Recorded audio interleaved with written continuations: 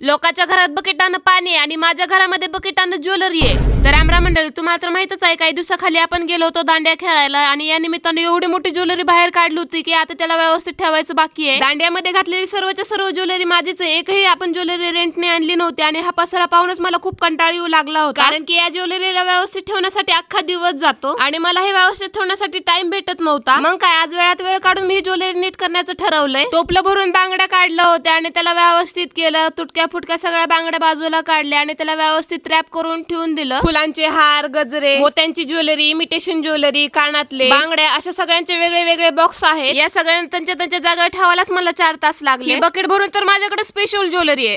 आओ, एवढ्यावरतीच थांबू नका. मागं बघा रुद्र आलाय. तर तुम्ही बघू शकता की रुद्रच्या हातात पण किती मोठे बॉक्सेस आहेत. एवढंच नाही, आणखीन 2 बकेटा वेगळ्या ज्वेलरी आहेत माझ्याकडे. अर्ध्या किमतीत ज्वेलरी बाजारामध्ये विकायला गेले तर त्याचे 20-25 हजार रुपये येतील. एवढी ज्वेलरी मी जमा करून ठेवली. ताटान बाय बाय,